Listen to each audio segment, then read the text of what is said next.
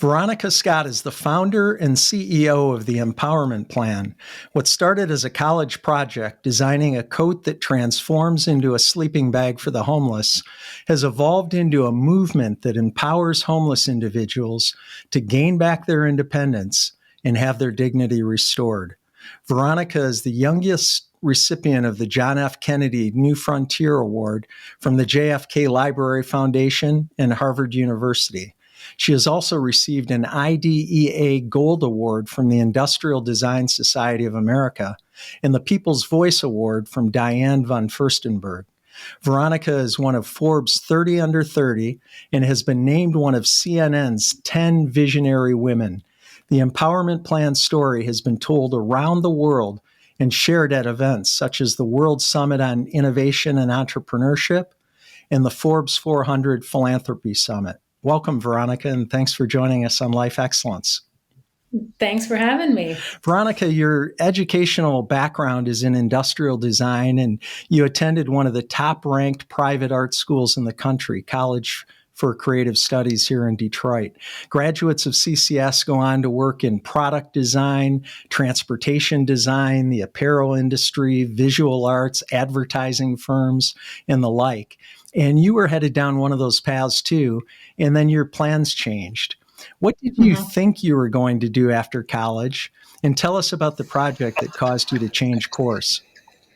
So it's a good question. I definitely thought I was, that's why I signed up for CCS. And that's also why I signed up for industrial design, because while I enjoyed doing creative things, painting, drawing, all of that, this was a way to not be the starving artist in my mind. I wanted to be able to make a living and take care of myself, but also my family.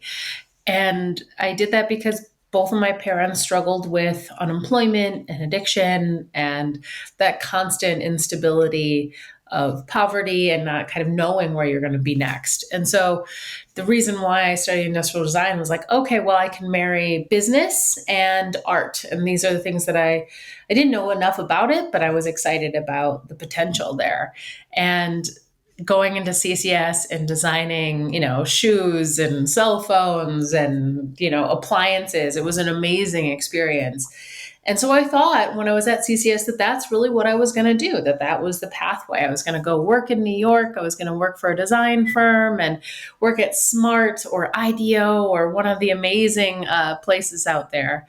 And it was wild to me that when I think it was about 2008, 2009, we got the class project that was around designing to fill a need in your community.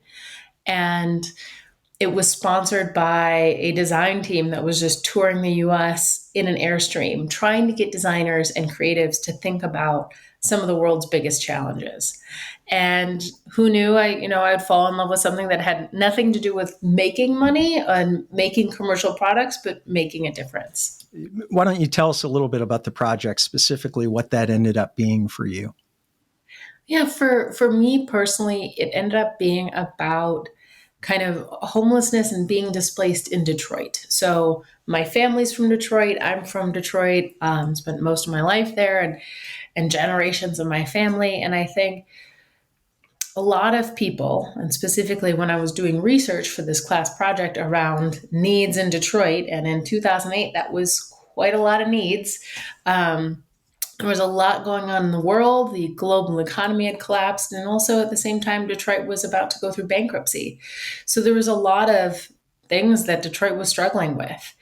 And like when you talk to somebody, when you talk to a student at Cass Tech, or you talk to another college student, or you talk to somebody that drove into work every day in Detroit, they would always talk about the person that they saw on their way to work or their way to school that was out in the worst weather.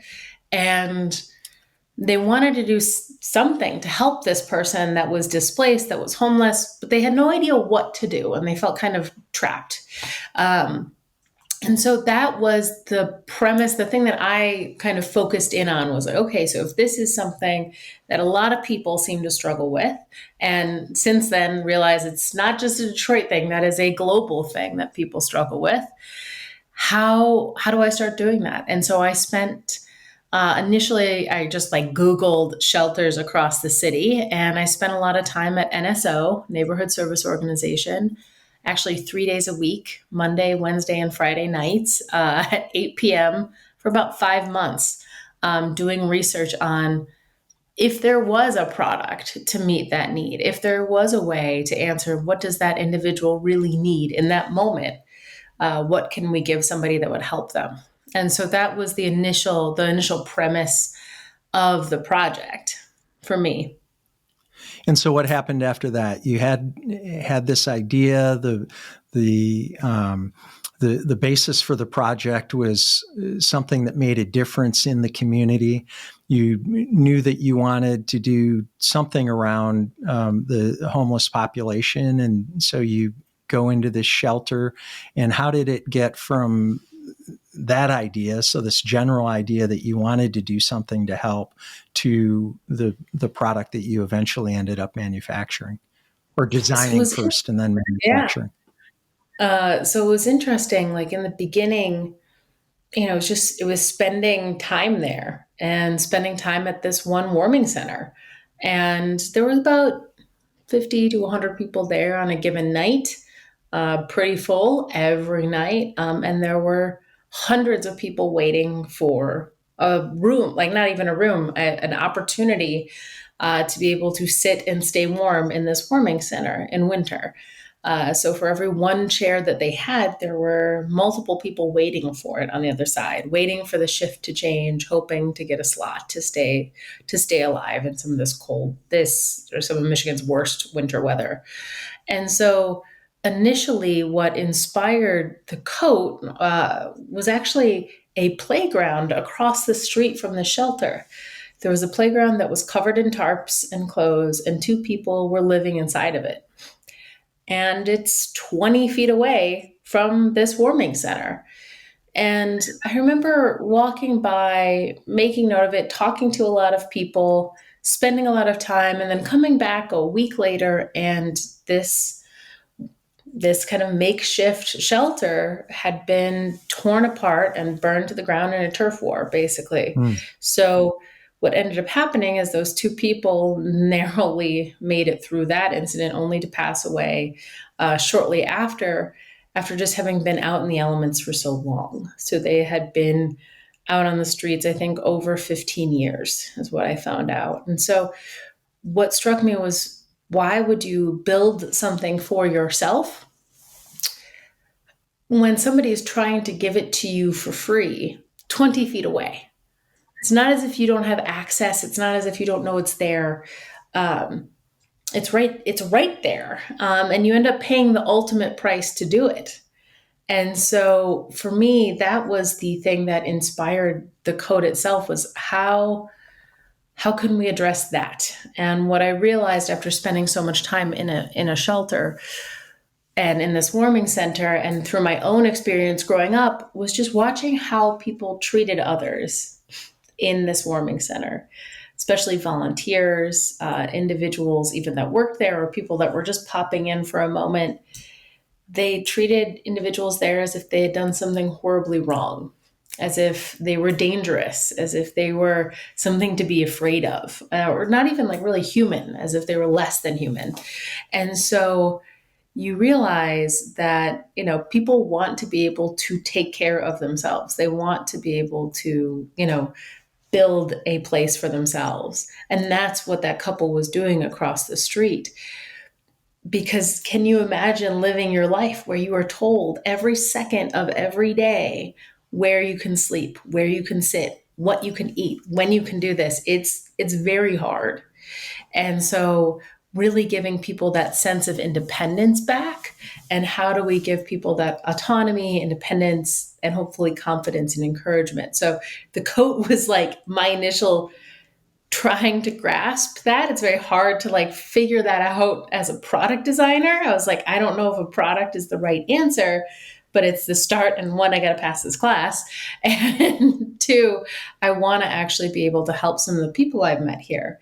And I've been talking with this same group over and over again for months. So can I design something that will hopefully help them if they cannot get into a shelter, if they are one stuck waiting for hours, or if they don't want to or don't have any other place, what can hopefully help them in that moment. And so that's where the sleeping bag coat part of, empowerment plan now started. Yeah. It was just how to address that immediate need and hopefully protect people from frostbite being one of the biggest things, actually. It's amazing to me that as a college student, you were obviously much more mature than I was as a college student, and maybe we'll get into some of those differences. But to have that, the foresight and the thinking, and also just to step into that environment, I think takes courage. And it's just so interesting to me that with your design background and your artistic and creative background, that you were able to find this solution again through observation, through conversation. Did the light bulb just go off at some point that this like a coat that turns into a sleeping bag? Or did that come through ongoing dialogue? You mentioned that you were at the shelter several times a week for quite a while. How did that how did the product idea come about? Definitely ongoing dialogue for sure. But the initial one, it didn't start like the first iteration was really rough. Let's just say that. So it was one, seeing people kind of walking around the neighborhood and spending time there. And I only lived a few blocks away, so it wasn't as if this was a whole different area. It was at the end of the Cass corridor. So I spent time just like kind of walking around with a couple people I had gotten to know, and they were showing me places to like meet people and talk to people that were displaced and didn't have an opportunity in this warming center. And you'd see people with kind of like hand-me-downs of hand-me-downs, coats I met a guy whose like coat was like rotting off of him, and he had a bungee cord holding multiple coats together. So that was the initial concept, was like, okay, well, here's like, there needs to be a better, warmer winter coat, step one. Then we saw a lot of people that had frostbite. So a lot of people would lose like toes and fingers come January, February. It was really devastating to see people, that like it just was very hard. And so how can we protect all of that? If you cannot get into a shelter, if you cannot get a bed, what can we do to hopefully protect a little bit more? And then, so that was where I was trying to cover up feet, trying to cover up the rest of the body. How do we keep somebody warm? Initially, I wanted it to be a coat tent thing. The tent part never panned out. It immediately collapsed when I brought it back to the shelter to show people. And in the beginning, it wasn't the warmest welcome. I remember going the first night and getting told by the night manager, Mr. Spratt, to go introduce myself. And I thought I was going with a bunch of other classmates, and I was the only one that showed up. And he said, all right, you want to talk to some people? Here you go. And he clicks off the television everyone was watching, and it was Cheers. And everyone just stood up and started swearing at me. Like I completely ruined their evening. And I'm holding like a bag of stuff that I was going to do some design research, like Post-it notes and disposable cameras. But after that moment was, if you want to help us turn our television back on, was the most direct feedback I got. And that was just the beginning of it, which was really interesting. It was, people have been so burned by individuals coming in there and saying they're going to do all of this and never really doing anything. So I felt very lucky to just get to spend time with people. All I said was, look, I'm broke. I live with my grandparents and I need your help passing this class, which is not super inspirational, but definitely got people to talk to me, because I wasn't coming in there saying I'm going to save you or help you. Like, who am I like to do any of that? I need your help. I have no idea what I'm doing. And it was really amazing how many people stepped forward and wanted to work on a creative project. It was so exciting. I still have pictures that I look at all the time from those days. That is exciting. I bet you're inspired by those early day pictures. So the project ended and the semester was over and you were finished with the assignment. And yet, obviously, that was just the beginning for you. What was it that caused you to continue and to make serving the homeless community your mission rather than simply getting a good grade on the project and then moving on, which again is sort of, I think, what most college students do. I was going to say what I would have done, but I think it's what most college students do with term papers or semester-long projects like that. Absolutely. And I think for a lot of my classmates, same thing.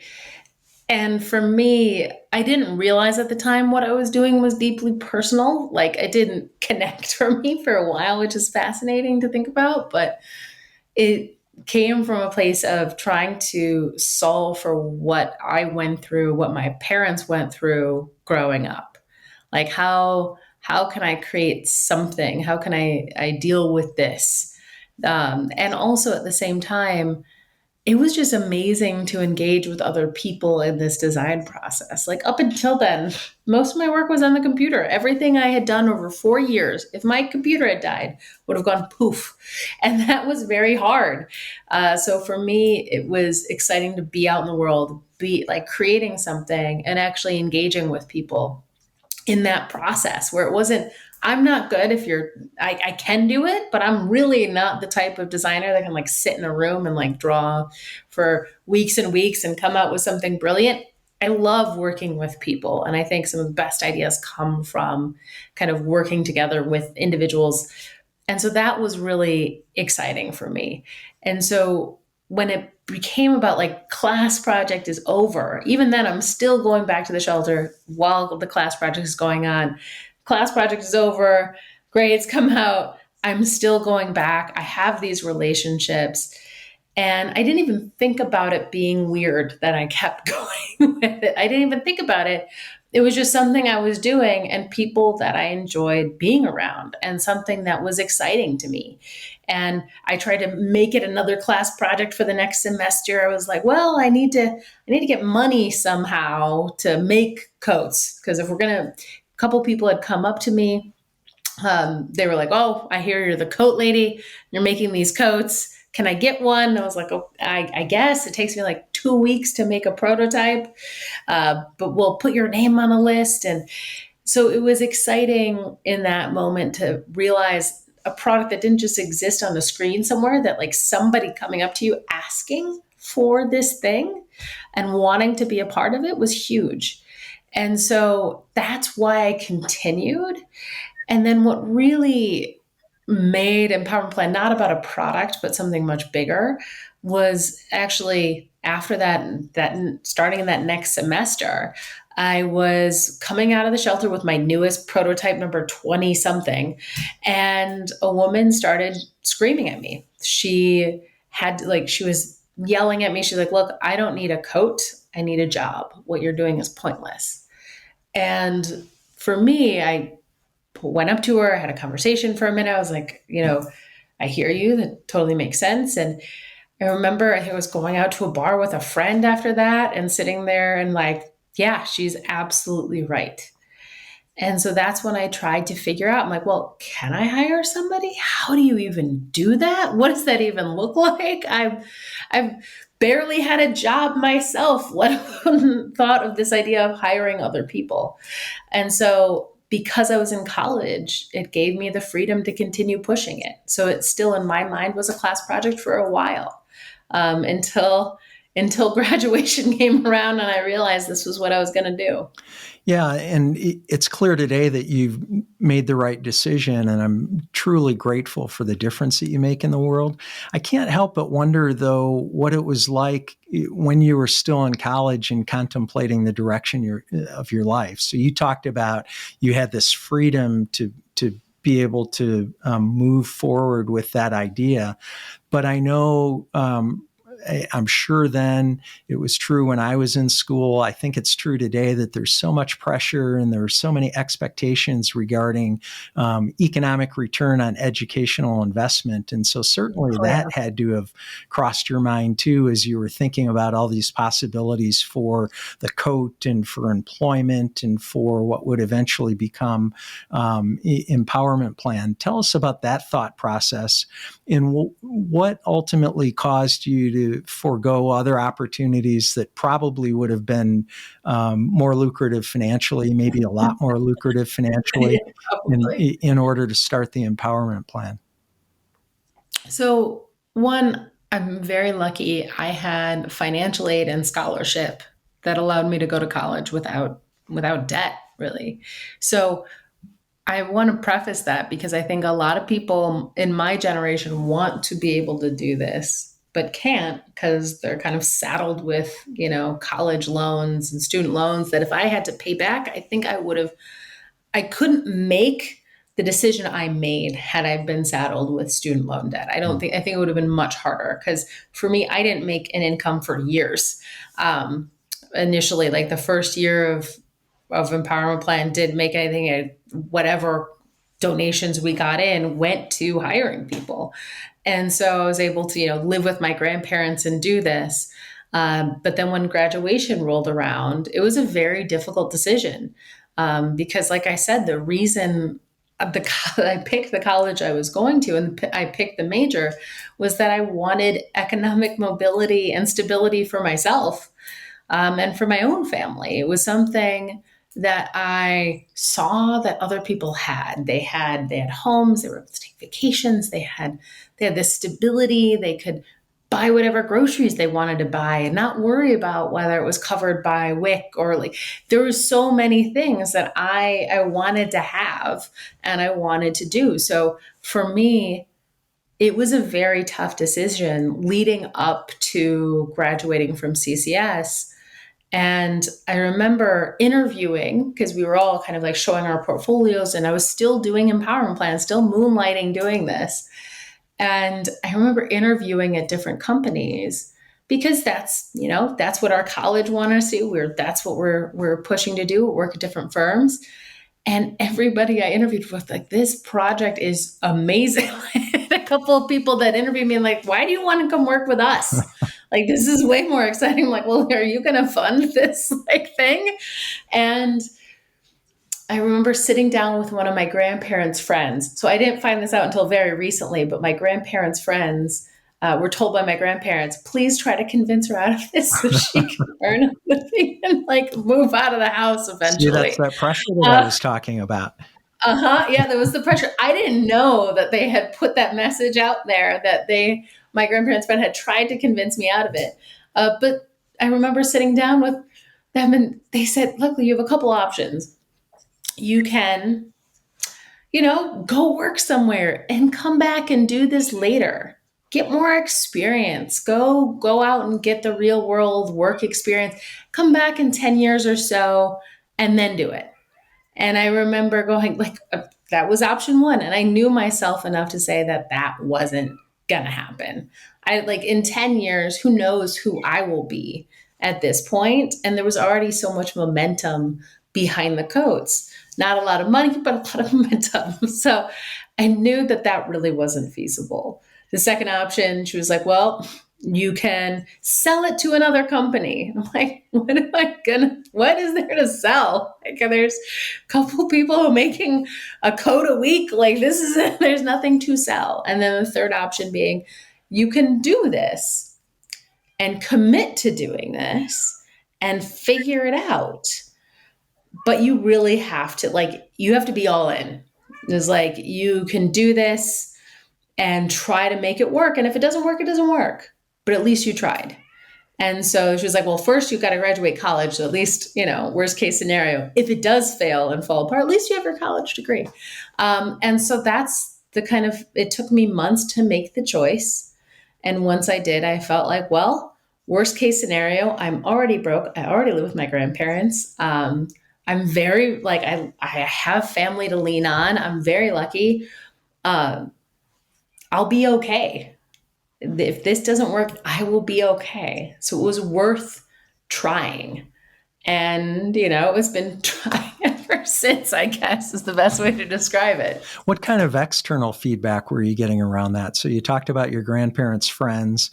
You came around to your option 3, and really, it took a long time to come to that decision. So obviously, it was a very thoughtful one, and you knew the fallback. You knew what would happen if it didn't work. You saw hopefully at least some of the possibilities for it working. What kind of feedback were you getting from people around you, fellow students, maybe the school, other people who were pouring into you besides your grandparents at that time, just out of It curiosity? was really interesting. Yeah, there was the dean of CCS that I worked very hard to get a meeting with, because I was like, well, I am writing this business plan. I've never written one before, and I need money to do this, and I don't know how to get money, so no idea of where to get funding. So I thought, well, I give money to this entity of CCS every year. They should give me money to start this thing. Not at all how it works, but that's how I thought at the time. And so I met with so many CCS administrators, still a lot of them great friends of mine, because they look through the business plan, and then they would let me kind of go to the next level and next level. And so I finally got a meeting with the dean of CCS, who had been the design director for Patagonia, of all people. And his feedback was the one that really shaped it and allowed empowerment plan wouldn't exist today without him taking kind of the risk he took. And so he was like, look, we can't give you money, but I can maybe connect you with somebody that can help in more ways than just this financial way. And he was the first person. He actually connected me with Carhartt. And he also basically is like, well, the other teachers at the time were like, this is cute. This is adorable. Good for you wanting to help people. But we want you to get back into consumer electronics. And so, he was like, well, I think they're wrong. And I think this is much bigger than that, and can be much bigger than just this product. And so I will teach you as an independent study, and I'll help give you direction wherever I can. And it was a game changer. And I remember also talking to, board members of other nonprofits that I had been working with and spending time with. And they're like, look, this is cute. Again, that very this is adorable, but you're never going to get a homeless person to make a peanut butter and jelly sandwich, let alone a coat, was some of the feedback I got. Or this is going to fail because you're not going to be able to hire anybody, or, this is going to be the problem. And it was amazing, the list of reasons why people said it was going to fail, and not for the ways that I expected. I am a 21-year-old that does still in college. And I'm trying to set up a sewing facility, and I don't know how to sew myself, and set up a nonprofit with this much working experience. So it was very interesting.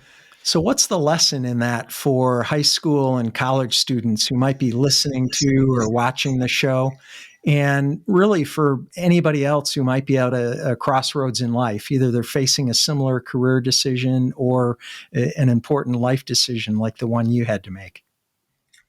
So my advice to high school, college, or even anybody, it doesn't matter the age, kind of at the precipice of that kind of decision, for me, like I said, I like to think about the worst case scenario. For me, it was, okay, well, I will still be broke and I'll still be living with my grandparents if I take this risk. And sometimes it's just, that's a very tough decision for people to make, because there's a lot more at stake if you have kids and a mortgage, and it makes it very hard, damn near impossible, to do something like that.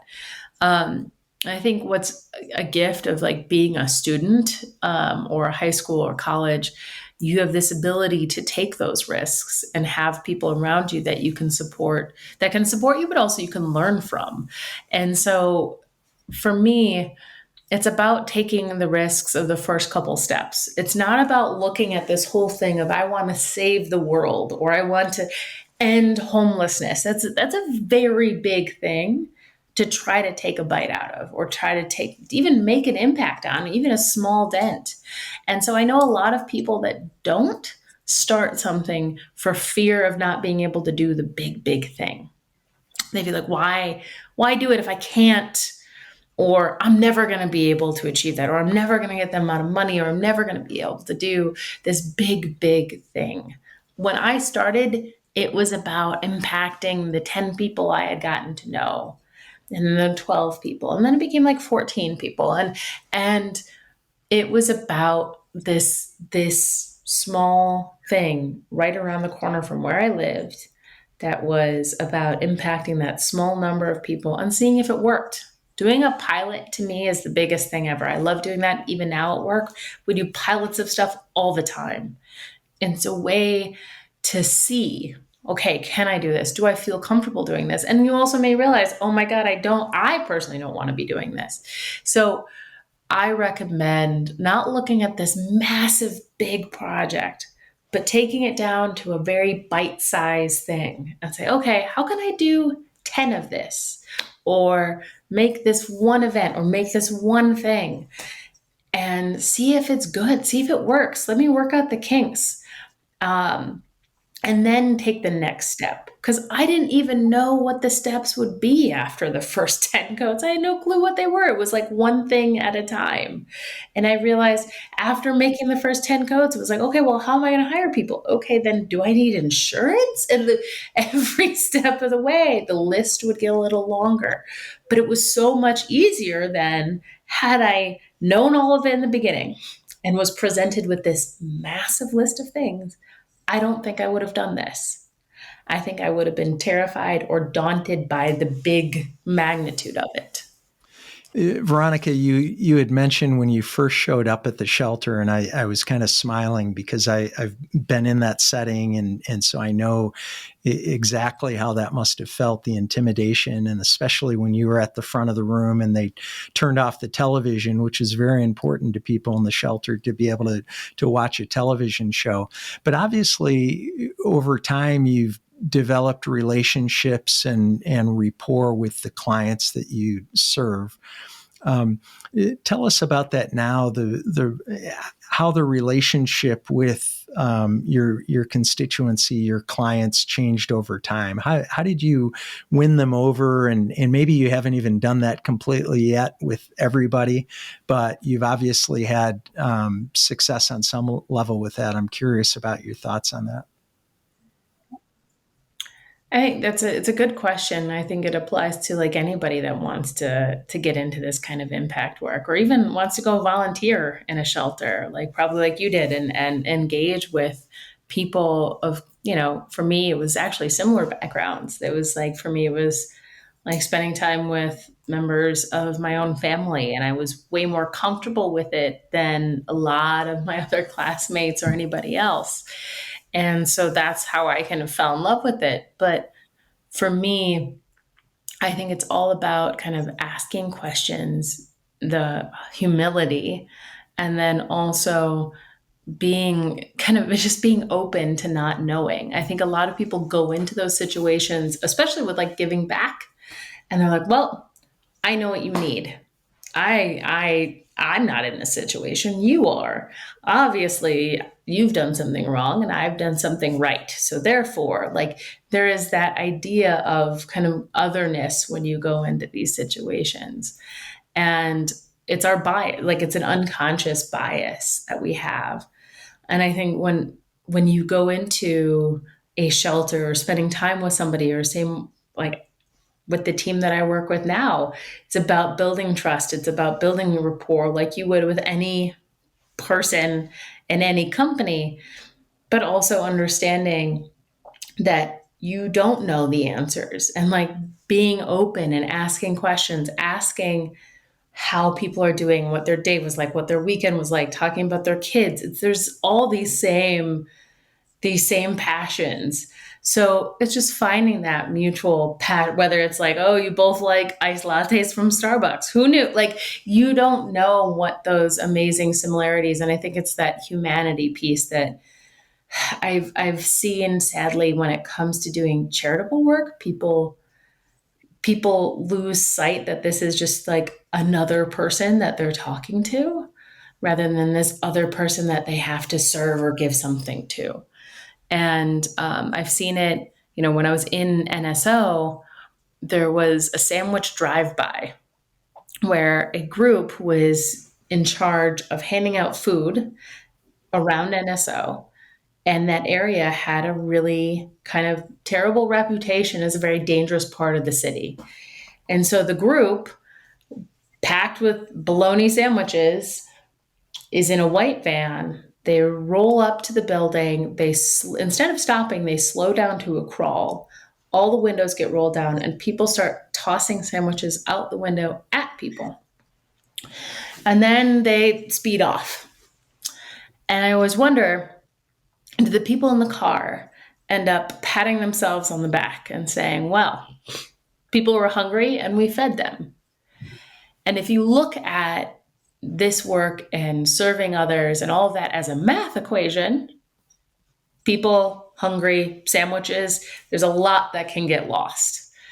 And so it's about understanding, having the empathy, the humanity piece, and also just constantly being open to like being wrong and to like finding similarities and asking those questions and just getting to know people. And I think that curiosity too is something that like I was shocked by how shocked others were in the shelter, that I was curious about their like life and family and kids and all that. Like they hadn't been asked about like, hey, how are your kids doing? What are they like? Oh, have they seen this new movie? And like all of those things, just, treating like you would your friend or family member or any being other human person. goes a long way, doesn't it? Yeah, it does. It does. And I don't even think people think that's, I think a lot of places don't do that well, no matter who they're serving. You're very right about that. Veronika, I love the coat, not just because of the practicality of keeping people warm when it's freezing cold outside. I mean, that would be enough, but also because you've created something that gives them pride. And you talked about this a little bit earlier. When I think about what I see people on the street dressed in, they're usually wearing, covered with, and protected by whatever's available to them. You mentioned tarps, things like trash bags, cardboard, and odd clothing that I'm sure, especially in the winter, doesn't even begin to keep them warm. But at some point, you realize that there was an opportunity to make a much larger societal impact that wasn't just about providing coats. What triggered that transition? And you mentioned this earlier. What triggered the transition from manufacturing sleeping bag coats for those in need to also providing employment and job readiness training and support? Because those are two very different things. So I can totally see even a student from CCS, a product designer, an industrial designer, making a product, but that's very different than training and employment and life skills and manufacturing skills and all of those other things that weren't really your background or your skill set necessarily. How did you make that leap? Absolutely. Absolutely. So, like I said, there was that, the one woman that one day kind of saying, look, I don't need a coat. I need a job. What you're doing isn't what's going to help me, basically. And so talking to her and then kind of trying to digest what it's like to hire people, that was a big thing. And realizing, she's right. On its own, the coat is a Band-Aid. And what has a kind of a systemic impact is hiring the people that would need it in the first place. So wrapping kind of my head around that, it became complicated. And that for me was like really exciting, the kind of the puzzle of how can I impact the people that would need the coat, but hopefully so that they never have to use the coat, which is a very interesting thing as a product designer of how do I make my product obsolete, even just for a few people, or unnecessary for even this few people. And so then I was able to partner with another amazing shelter and work kind of as They were my fiduciary. So I was like fiscally sponsored by them because I really had no idea how nonprofits ran or how to do any of that. So I was underneath their umbrella. I was a project underneath their programming. And that allowed me to see a lot of what it would take to actually to run a nonprofit and what it would entail, which was amazing. So highly recommend that for anybody that is looking to go down that route. Filing one piece of paper, it's pretty amazing. And what I was able to do while I was there was actually hire the first few people from their shelter. And seeing what they accomplished without any like other things than just a paycheck from me, the things that they were able to do, they were moving out of the shelter, they were buying a car, they were getting their kids enrolled in these different schools and after like incredible programs and all these things. And it was amazing to see that. So that's when I realized, I'm like, okay, obviously the check is part of that. And like income, immediate income is so important, but also just being flexible for people so that like, oh, if they had to go to an appointment to get their driver's license back, or so they had to go, deal with getting childcare or to try to figure out a new place to live outside of the shelter. A lot of jobs do not have the tolerance for that. They're like, look, if you're not here at work, you're fired. And so even me just being that kind of flexibility, saying, no, of course, like you have to go deal with that. And that became part of our core principles, like understanding that the income is part of it, but you have to look at the whole person, and the whole person requires a lot of complex things kind of coming in at once. And then slowly, based on the people that were employed, be like, okay, one person wanted to go back and get their GED. And so me and my team were like Googling, we're like, okay, so do we teach GED classes? Should we try to do that? Like, I don't know anything about the GED. I don't think I could pass the GED. And we're looking at each other, we're like, well, there's got to be a place that we could send somebody. It's like, oh, there's one across town at 9 p.m. Okay, well, how is this person going to get there at 9 p.m. when they take the bus and they have 3 kids? Where are their kids going to go? And so it was this process of understanding that the system is really broken and really scattered. And a lot of these nonprofit organizations, it's just like we're kind of like all in like these different silos. And you have to bounce from place to place to place to place to place to get to stability even. And so how can we prevent that like crazy, like navigating the entire city of Detroit plus some just to get some of those basic needs met? How can we bring those things on site? So that's when it began to evolve, is like listening to each person along the way and be like, oh yeah, let's help you figure out how to get your GED. Okay, we're going to partner with this other nonprofit that's really good at doing GED prep. And we'll work with them because we don't know anything about the GED. And so that what that allowed us to do is now we have a network of like other providers and other partners, other organizations that are really good at what they are good at. And they get to be good at that. And then we get to be good at the employment piece. And we get to provide like kind of a network of care around somebody. I love your attitude toward the whole thing. And obviously you're making a huge difference, but I don't think I have to tell you how big the problems are that you're trying to address. And so I thought about that as I approached the show. You're fighting systemic and intergenerational poverty, a rise in mental health and substance abuse issues, and record levels of domestic violence, all while you're trying to manufacture coats and employ people and train people. Certainly any positive impact that you can make. And you talked about the small steps to reduce homeless and poverty and of course, to bring dignity to those affected. I think that's one of the main things is certainly worth doing. But I have to be honest, the challenge to me like seems almost insurmountable. And I'm sure at times it does to you too.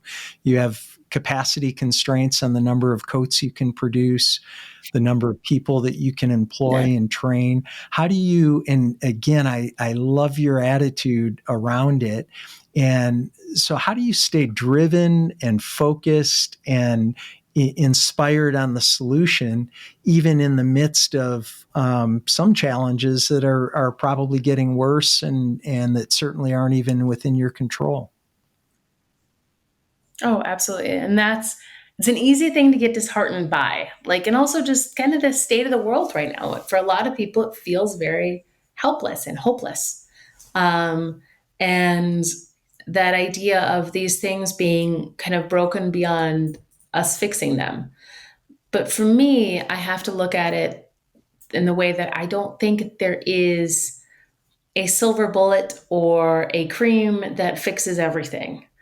And so what you have to, from my personal belief, is that there is things in each community, the community action, the grassroots things, those have very profound and deep impact on the area that they're located in. And what works in Detroit may not work even in Pontiac, let alone LA or New York. And so understanding that while the problem, again, it's based on what you're trying to bite off, the problem that you're trying to make an impact on.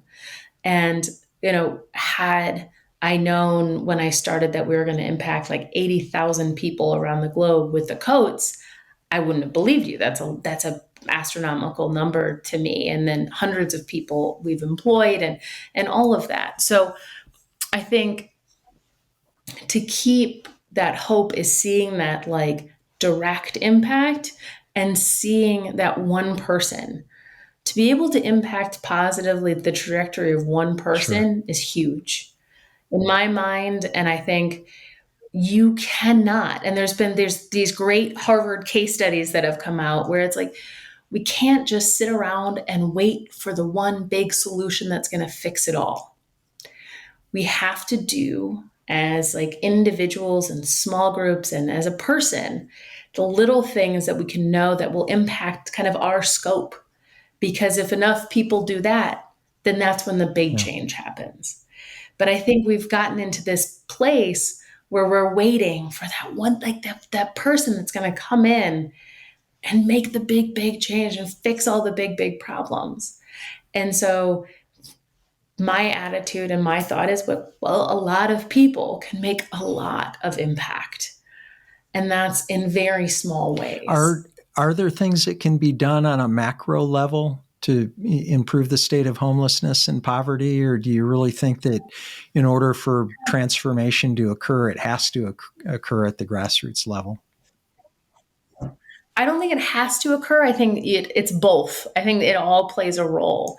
I don't want to discount grassroots. I think that's when people get overwhelmed. They're like, oh, I can't do anything because the problem is too big. Well, it's if you can make a change here, and then it can start to have a ripple effect. And that's what I've seen with Empowerment Plan is there's a lot of people that want to create other empowerment plans, which is interesting. They have now copied the model. They now want the model in their cities.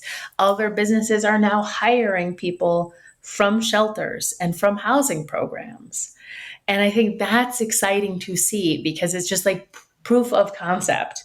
And then you see all of these other organizations pick up. What I've even seen locally is that there are even companies, whether it's a small bakery or business, hiring somebody and doing more training and more support than they normally would have, but then they get a very incredible employee out of it. Or, Henry Ford Health Systems, we partner with them. They do a lot of interesting and amazing hiring and recruiting. And I think now more than ever in this kind of after the pandemic, now endemic COVID situation, a lot of employers are looking at things differently. They're looking at, okay, well, maybe this person doesn't have to have a 4-year college degree. Maybe we can train them. And so that allows for a lot more people to get that opportunity, to get that call, to get that chance to get that mobility. And so those are some of the things that I see even on a macro level that can have very powerful ripple effects. And that's just from the employment space, but there's a lot Where is there. your focus right now? So have an opportunity to make more coats. You have an opportunity to employ more people. You talked about other people, other communities taking the idea and running with it. So there are scale opportunities. Mm-hmm. What are you focused on right now? I think our biggest thing right now is systematizing a lot. So we're growing exponentially. We've just hired like 20 people over the last few months, and we're growing quite a bit. And for me, that's, it's risky with a culture like ours of like very close, very tight knit. We want to make sure we're not growing too quickly that we lose that kind of magic mm-hmm. thing that we're doing, and people don't get lost in the shuffle. And that's very important. So for me, as we're growing to try to reach the demand for our employment opportunities and for the coats, is making sure that we're capturing and kind of packaging up all the work that we do and making sure that it is a process, a ritual, a habit that we have in place as part of like the culture of empowerment plan. So that's a big thing. And then on top of that is really scaling and looking at, for us, potential government funding, because that's how nonprofits really grow. You can't just, traditional philanthropy can only get you so far for so long. And once you kind of hit a certain age or a certain size, that needs to come into play. And then looking at how we scale. So we are in high demand. Like, what would another city look like? What would that be? And where do we go first and why? So those are some of the big things that we're focused on right now. We're building the strategic plan for the next couple of years right now. Lots of exciting opportunities. Yeah, it's more of like, what are we not doing versus what are we doing? And it's even tougher to say like, nope, we're not. The boundary systems Absolutely. Are really important. Veronika, I know there are people listening to the show or watching it on our YouTube channel whose hearts are broken for the clients you serve. What can people as individuals do to help? So there's a lot of ways to give and to give back, whether it's to us or even other organizations. We at Empowerment Plan, we rely very heavily on our donors and partners, so they can go to empowermentplan.org. And we've seen an uptick in a lot of needs, like transportation needs have gone through the roof. We've seen a lot of domestic violence, so mental health wraparound services, and all of those things are so important. So there are ways for people to get involved in at a couple different opportunities, even with Empowerment Plan's site. And then just, for us, we also run a food pantry and this idea of like being able to give, we get a lot of food from like Focus Hope and Gleaners. And so there's a lot of things that even us as individuals, we're sitting at home right now, kind of looking at your kitchen, like, oh, what are the things that, can I give some food or can I give some business casual clothes away that like I wore before the pandemic, but I'm not going to wear now? That can do a lot for a lot of people. So there are many different ways. I appreciate you sharing that. Can you share a story about a specific person you've impacted along the way to help personalize this for us? Someone you think of whenever you need a reminder of how important the work is that you're doing? What's awesome with my job is there's always new people getting added to the list. So it's very cool. So I'll go for like one of the first stories that I think about. The one that like really solidified for me, this is bigger than a class project. Okay, wait, this is real. So one of the first 5 people I ever hired, and we're in this like tiny incubator in Corktown. And she had been sleeping in her car with her 6-year-old son at the time, and then had finally gotten into a shelter. And then we hired her. And it was just, she had never had kind of like a traditional employment opportunity before. She had been in kind of survival sex work for a very long time. And this was very different. And this was also something outside of like what she had grown up with and all of these things. And so she was with us for about 2 years. She was also one of the most talented seamstresses ever. So fast, who could like sew circles around anybody within like a few weeks. And like so young. And she had this, she had a saying, she had a catchphrase. She was just like this very bright, bubbly, fun light in our office. And so she, after a few years, actually moved out. She was like one of the first few people to like move on into another job. And she started working for a title company. So she now works making mortgages, which is amazing to think about her journey. And then she surprised us one day when the company was doing this, the new company she was working for did a volunteer day with Empowerment Plan. She didn't tell anybody, and she just showed up in the new company's swag, and just like everyone's screaming and excited. And she's still there. And this was 7 years ago. And so it's like, it's those stories that like still makes me really like, brings me a lot of joy just to think about her, and like, just all of those things. And, that impact of that one person, but also the family, like how her son is doing and all of these things. That's for me the So real that gives one. you hope. Oh yeah. I could tell you dozens of other stories like that. They're all unique. Everyone's story is very different, but that's just the first one that I love came that, to and I mind. appreciate you sharing that, Veronika. And thanks so much for being on the show. It's been great getting to know you, learning about the empowerment plan, and I really, truly appreciate the difference that you make in the world. Thanks for being on the show, and Oh, yeah. hopefully we can talk again soon. Thank you for having Me me. too. Loved it. And to our listeners and viewers, thanks for tuning into Life Excellence. Please support the show by subscribing, sharing it with others, posting about today's show with Veronika Scott on social media, and leaving a rating and review. You can also learn more about me at brianbartes.com. Until next time, dream big dreams and make each day your masterpiece.